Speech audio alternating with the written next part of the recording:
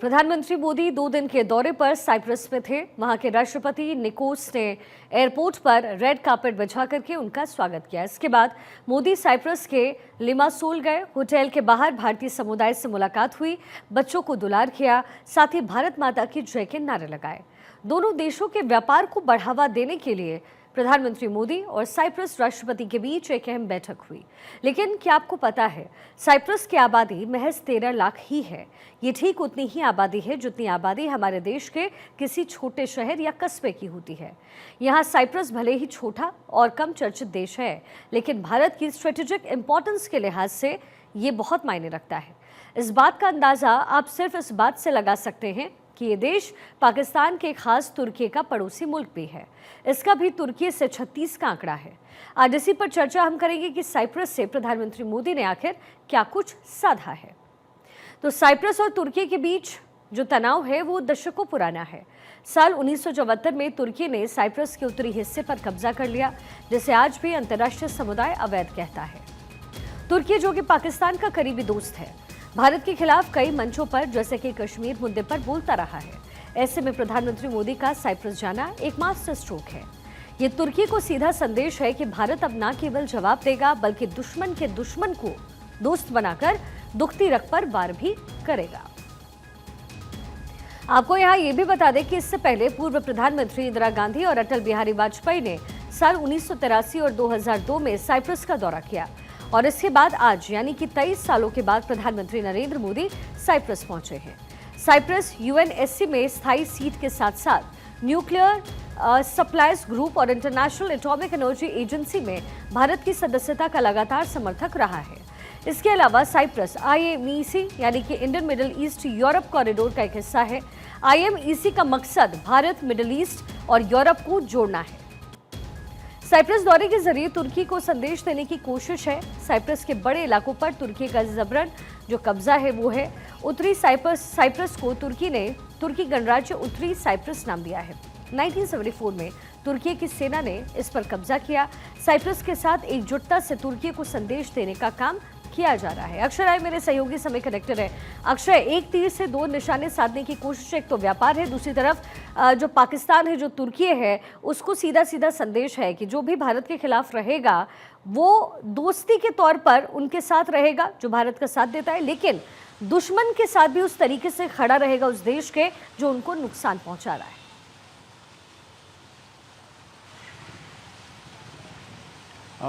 शिखा, आपने बिल्कुल कहा कि जिस तरह से भारत ने रणनीति अपनी अपनाई है, खास करके स्ट्रेटेजिक पार्टनरशिप को लेकर के, वो काफ़ी महत्वपूर्ण हो जाता है। और साइप्रस वो देश है जो कि एक तरफ से तुर्की का दुश्मन भी है।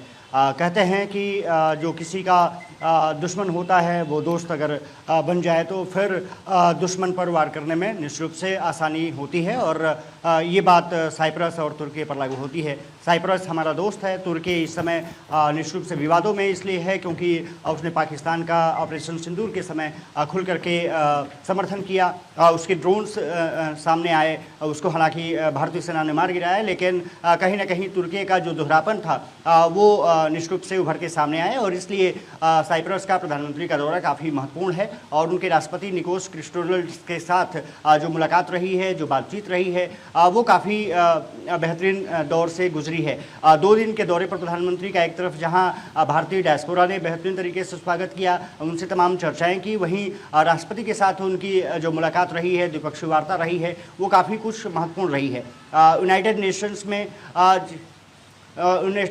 नेशन में जिस तरह से भारत ने अपनी चीज़ें की है, वो कह सकते हैं कि काफ़ी महत्वपूर्ण हो जाती हैं। सबसे बड़ी बात ये रही है कि साइप्रस ने यूनाइटेड नेशन में परमानेंट जो मेंबर्स होते हैं उसके लिए भी भारत का समर्थन किया है, और वो एक बड़ी कड़ी के रूप में देखी जा रही है। साथ ही साथ एटॉमिक एनर्जी की बात हो या फिर ऊर्जा की बात हो, वो काफ़ी महत्वपूर्ण हो जाती है।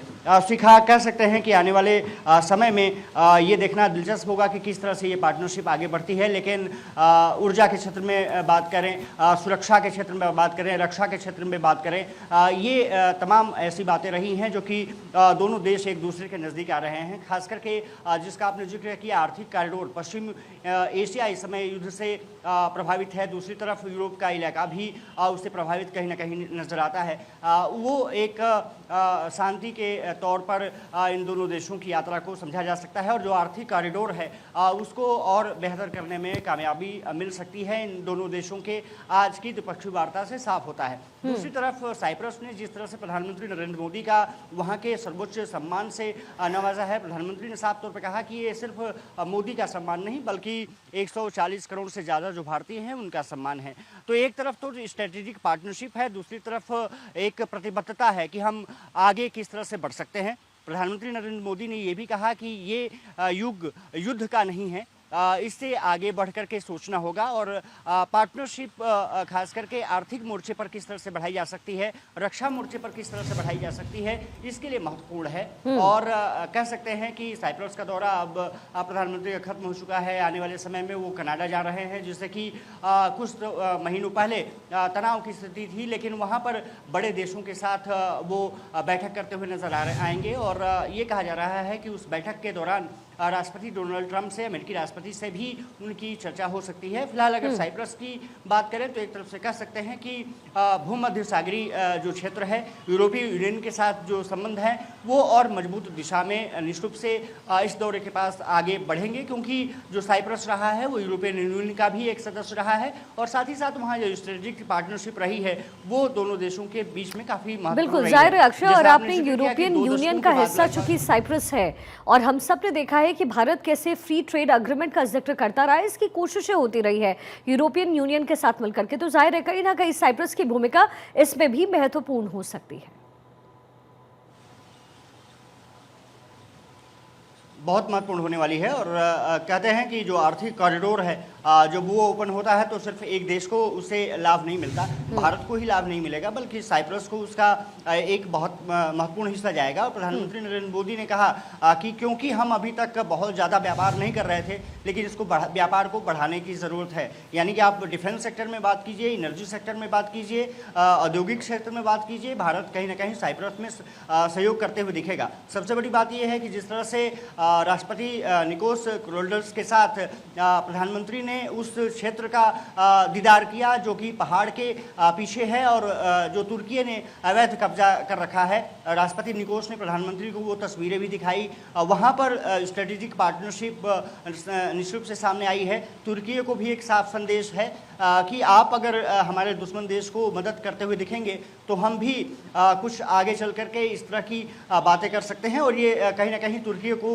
समझ में आ गया होगा कि भारत से दुश्मनी लेना या दुश्मन की तरह व्यवहार करना वो उनके लिए हित में नहीं है, चाहे वो मामला कश्मीर मुद्दा पर हो या पाकिस्तान के मुद्दे पर हो। कहीं ना कहीं एक बड़ा झटका तुर्की को लगता हुआ नजर आया है। लेकिन सबसे बड़ी बात यह है कि दोनों देशों के बीच में जो संबंध रहे हैं, चाहे इंदिरा गांधी के दौर से देखा जाए या फिर अटल बिहारी वाजपेयी के दौर से देखा जाए, लगभग 2 दशकों बाद प्रधानमंत्री नरेंद्र मोदी वहाँ पर पहुँचे हैं। एक छोटी सी आबादी, लेकिन अगर वहाँ के पर्यटन के हिसाब से देखा जाए तो काफ़ी समृद्ध देश साइप्रस रहा है। इसके अलावा साथ ही साथ स्ट्रेटेजिक पार्टनर्स के हिसाब से अगर देखा जाए, आर्थिकी के मोर्चे पर देखा जाए तो कहीं ना कहीं साइप्रस एक महत्वपूर्ण अंग भारत के लिए साबित हो सकता है, जो कि यूरोपियन यूनियन को एक साथ ला सकता है, साथ ही साथ भारत के जो संबंध है और वो बेहतर बनाने में मदद कर सकता है। तो कहा जा सकता है कि एक सफल दौरा प्रधानमंत्री नरेंद्र मोदी का वहाँ पर रहा है। प्रधानमंत्री नरेंद्र मोदी अब वहाँ से रवाना हो रहे हैं कनाडा के लिए, और कनाडा साफ तौर पर है कि जो जैसा मैंने जिक्र किया कि कुछ महीने पहले जो स्थिति थी वहाँ पर तनाव की स्थिति थी भारत के साथ, लेकिन जिस तरह से वहाँ के प्रधानमंत्री ने एक आगे बढ़ कर के बात की है, प्रधानमंत्री को इन्विटेशन दिया है। भारत हालांकि G7 समूह का हिस्सा नहीं है, उसके यूरोपियन यूनियन समूह है, इसके अलावा Italy, Germany, United kingdom, United state of America, ये निश्चित रूप से G7 के ग्रुप हैं जो एक आर्थिक पावर कहे जा सकते हैं, लेकिन वहाँ पर भारतीय प्रधानमंत्री का जाना, वहाँ पर सम्मिलित होना, अगर द्विपक्षीय वार्ता डोनाल्ड ट्रंप से हुई तो कहीं ना कहीं जो इजराइल और ईरान के जो युद्ध हैं उस पर बातचीत हो सकती है, उसको आगे बढ़ाया जा सकता है। पाकिस्तान के जो हालिया जो संबंध रहे हैं, जिस तरह से ऑपरेशन सिंदूर किया गया था, उसको लेकर के चर्चा हो सकती है। तो कह सकते हैं ये 3 देशों का दौरा प्रधानमंत्री नरेंद्र मोदी करने वाले हैं। साइप्रस का दौरा खत्म कर चुके हैं, कनाडा पहुंचेंगे, कनाडा में वो G7 समिट में हिस्सा करेंगे और उसके बाद क्रोएशिया का जो अंतिम दौरा होगा, कह सकते हैं कि स्ट्रेटेजिक पार्टनरशिप के हिसाब से काफ़ी महत्वपूर्ण होने वाले हैं। और साइप्रस ने दिखाया है कि छोटा सा देश लेकिन उसका दिल बड़ा है, वो भारत के साथ अच्छी साझेदारी चाहता है। और कहा ही जाता है कि दुश्मन का जो अगर दुश्मनी कोई निभाता है, उसका अगर दोस्त कोई मिल जाए तो दुश्मन दोस्त सामने अगर आते हैं तो निश्चित रूप से वो काफ़ी महत्वपूर्ण होता है। कह सकते हैं कि ये दौरा काफ़ी संतुष्टि भरा और भारतीय डायस्पोरा के हिसाब से भी काफ़ी फ्रूटफुल रहा है। प्रधानमंत्री को कहा जाए तो 23 देशों ने अभी तक अपने सर्वोच्च सम्मान से पुरस्कृत किया है। वो प्रधानमंत्री नरेंद्र मोदी की अपनी एक कह सकते हैं कि विल भी रही है। वो उन्होंने जो सिर्फ आर्थिकी मोर्चे पर या फिर शांति के मोर्चे पर जिस तरह से काम किया है, उसका एक उदाहरण, एक पुरस्कार के रूप में उसको देखा जा सकता है। और ये सम्मान प्रधानमंत्री ने जैसा कहा कि सिर्फ उनका नहीं बल्कि भारत के 140 करोड़ लोगों का है। कह सकते हैं कि आने वाले समय में जो स्ट्रेटेजिक पार्टनरशिप है वो आगे और बढ़ने वाली है। साइप्रस के साथ तो बढ़ेंगी ही, कनाडा के साथ भी और बेहतर रिलेशंस देखने को मिलेंगे। और साथ ही साथ जो आर्थिकी पावर है, क्योंकि भारत भी अब IMF की रिपोर्ट के अनुसार 4थे स्थान पर पहुंच गया है। कहीं ना कहीं भारत सबसे बड़ी इकोनॉमी, तेजी से बढ़ती हुई इकोनॉमी है। ऐसे में छोटे देश भी इसकी आर्थिकी पावर को और बढ़ा सकते हैं। आने वाले समय में ये परिलक्षित होते हुए ज़रूर दिखेगा। कनाडा में जो G7 समिट रहेगी वो भी इसमें महत्वपूर्ण भूमिका निभाएगी। साथ ही साथ जो अंतिम दौरा जो क्रोएशिया का रहेगा, उसमें अब देखना दिलचस्प ये होगा कि किस तरह के जो MOUs हैं, जो बातचीत है वो किस स्तर तक पहुंचती है। लेकिन शिका कह सकते हैं कि अभी तक का जो दौरा रहा है प्रधानमंत्री नरेंद्र मोदी का, वो संतुष्टि से भरा रहा है और संतोषजनक रहा है। सेटिस्फैक्ट्री लेवल से उसको अपग्रेड किया जा सकता है, A+A दिया जा सकता है। और उसका कहीं ना कहीं जो असर है आने वाले समय में भारत की आर्थिकी पर भी देखने को मिलेगा। और चूंकि साइप्रस मेडिटेरियन सी में स्थित है तो जाहिर है इसमें सी रूट्स को लेकर के भी भारत को बड़ा फायदा होगा। और फिर भारत का की जो नेवी है वो वैसे भी बहुत स्ट्रांग रही है। ऐसे में इन जगहों को घेरने में और भारत को संरक्षित रखने में भी साइप्रस की भूमिका हो सकती है। काफ़ी महत्वपूर्ण हो सकी है जो, और इसीलिए जो रक्षा क्षेत्र में जो समझौते हुए, जो बातचीत हुई है वो अच्छी कही जा सकती है। भूमध्य सागरीय देश साइप्रस रहा है और वहाँ से सिर्फ न रक्षा बल्कि व्यापार को भी बढ़ाने में भारत को बड़ी कामयाबी मिल सकती है। और साइप्रस के साथ जैसा प्रधानमंत्री नरेंद्र मोदी ने कहा कि अभी तक हम बहुत कम व्यापार कर रहे हैं, इसको बढ़ाने की ज़रूरत है। इसका मतलब वो चाहते हैं कि साइप्रस में मजबूत हो, साइप्रस के साथ भारत भी मजबूत हो और जो यूरोपियन यूनियन के साथ जो भारत के संबंध हैं और प्रगाढ़ हों। क्योंकि यूरोपियन यूनियन के साथ संबंध प्रगाढ़ होने का मतलब है कि यूरोप के व्यापारी इलाकों में भी भारत का बेहतर समन्वय देखने को मिल सकता है। वहाँ से व्यापार मिल सकते हैं, एक्सपोर्ट इम्पोर्ट बेहतर तरीके से आगे बढ़ सकता है। क्योंकि यूरोपियन यूनियन लगातार भारत का समर्थक रहा है, लेकिन साइप्रस के जुड़ने से वो जो इलाका है और समृद्धि की तरफ आगे बढ़ सकता है। जैसे कि मैंने कहा कि एक आर्थिक कॉरिडोर खुलने की पूरी संभावना यहाँ पर अब देखने को मिली है। साइप्रस भले ही छोटा देश, जैसे आपने जिक्र किया कि 13 लाख की आबादी, एक छोटे से शहर की आबादी भारत में होती है, लेकिन कहते हैं कि आबादी मायने नहीं रखती, वो क्षेत्र मायने रखता है। और खास करके इंटरनेशनल रिलेशंस की जब बात आती है तो वो सबसे बड़ी बात ये रहती है कि उसका जो औद्योगिकी है, उसका जो प्रौद्योगिकी है, उससे किस तरह से फ़ायदा लिया जा सकता है, उसको किस तरह से फ़ायदा पहुंचाया जा सकता है। और सामरिक क्षेत्र से अगर कोई देश अपनी मजबूत स्थिति में है, 1974 में जिस तरह से उसके जो हिस्से को, एक बड़े हिस्से को तुर्की ने हड़प लिया था, उसको प्रधानमंत्री नरेंद्र मोदी द्वारा राष्ट्रपति के साथ देखना तुर्की को एक संदेश गया होगा कि ये जो आपने क्षेत्र छीना है, हो सकता है कि साइप्रस से इसको वापस लेने में कामयाब हो जाए। उसकी वजह ये हो सकती है कि भारत वहाँ पर अपनी मजबूत स्थिति दर्शाएगा। ये न सिर्फ तुर्की के लिए एक बड़ा संदेश है, बल्कि पाकिस्तान के लिए भी संदेश है कि अगर भारत को घेरने की कोशिश करोगे तो भारत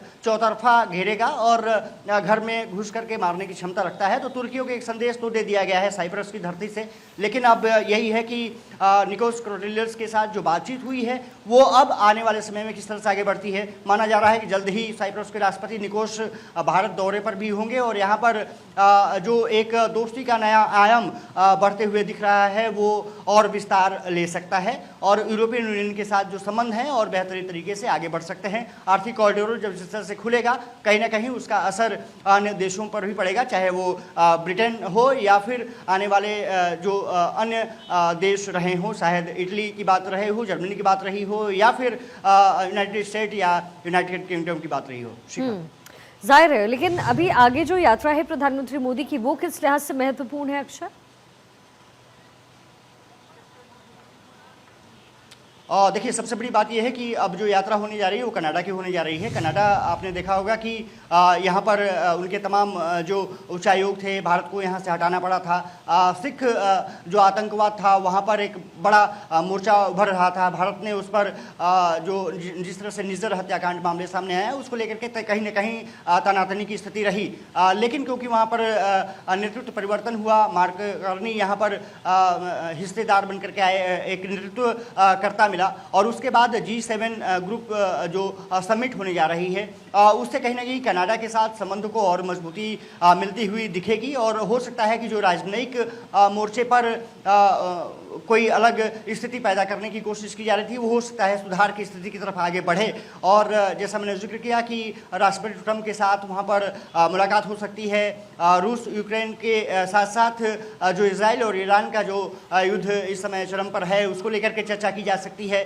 मध्य एशिया में, खास करके पश्चिमी एशिया में जिस तरह से तनाव की स्थिति है उस पर चर्चा हो सकती है। साथ ही साथ भारत के और पाकिस्तान के बीच में जो ऑपरेशन सिंदूर भारत को करना पड़ा था उसको लेकर के चर्चा की जा सकती है और ट्रेड एग्रीमेंट को मुझे लगता है कि आने वाले समय में बढ़ाया जा सकता है, क्योंकि राष्ट्रपति डोनाल्ड ट्रंप ने भी कहा था कि तस्वीरें बदलेंगी और हम व्यापार की तरफ आगे बढ़ेंगे। तो यहाँ पर G7 समिट में तमाम देशों के साथ, चाहे इटली हो, चाहे जर्मनी हो, यूनाइटेड किंगडम हो, यूनाइटेड स्टेट्स हो, वहाँ कहीं ना कहीं बायलैटरल टॉक्स की उम्मीद जताई जा रही है कि प्रधानमंत्री नरेंद्र मोदी के उनके वहाँ के काउंटर पार्ट से चर्चा होगी और वो तस्वीरें कुछ अलग हो सकती हैं। वहाँ से कुछ ये कहा जा रहा था कि अमृत निकल सकता है। और G7 समिट के बाद प्रधानमंत्री नरेंद्र मोदी क्रोएशिया पहुंचेंगे। क्रोएशिया भी एक अगर ऑपरेशन सिंदूर के बाद अगर कहें तो भारत के साथ दिखा था और यही वजह रही है कि प्रधानमंत्री चाहे साइप्रस का दौरा कर रहे हों, कनाडा के दौरे पर पहुंच रहे हों या फिर क्रोएशिया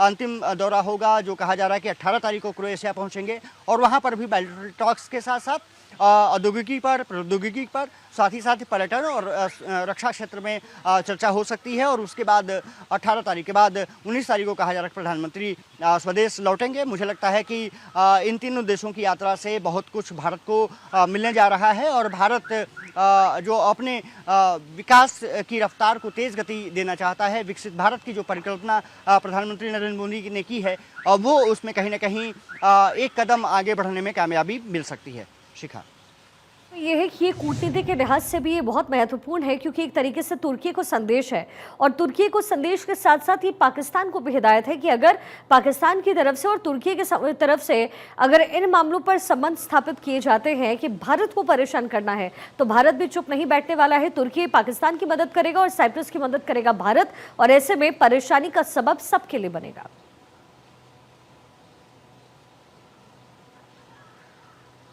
जो हालात हैं आज के वो कह सकते हैं कि दुनिया कुछ अलग तरीके से आगे बढ़ रही है। युद्ध का मंजर आपको देखने को मिल रहा है। कई साल हो गए जो रूस और यूक्रेन युद्ध में लगातार अपने को उलझाए हुए हैं। दूसरी तरफ इजराइल के साथ साथ तनातनी ईरान की चल रही है। ईरान अगर देखा जाए तो एटमी पावर के रूप में क्योंकि ताकत रखता है, उसको पूरी तरह से ख़त्म करने की कवायद इजराइल कर रहा है। अब ये माना जा रहा है कि जैसे प्रधानमंत्री ने कहा कि हम युद्ध नहीं चाहते किसी के साथ, युद्ध का ये समय नहीं है। प्रधानमंत्री लगातार कहते रहे हैं कि भारत शांति का पक्षधर है और युद्ध से कुछ हासिल होता नहीं है।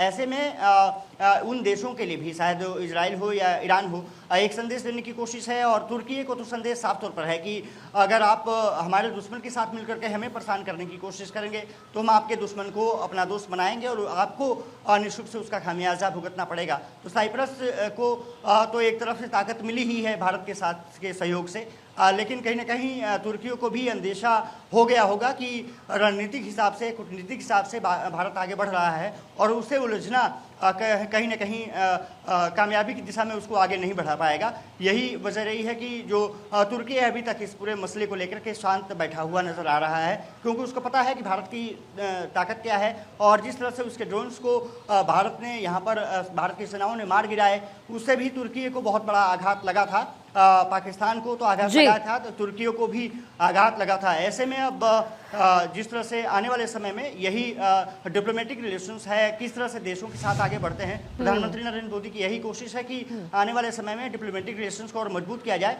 जो दुश्मन देश हैं उनको एक संदेश दिया जाए, जो दोस्त हैं, जो दोस्ती की राह पर आगे बढ़ रहे हैं, उनके साथ संबंध मजबूत किया जाए और एक दूसरे का कहीं ना कहीं समर्थन लेकर के आगे बढ़ा जाए। बिल्कुल अक्षय, बहुत शुक्रिया इस पूरे विश्लेषण के लिए।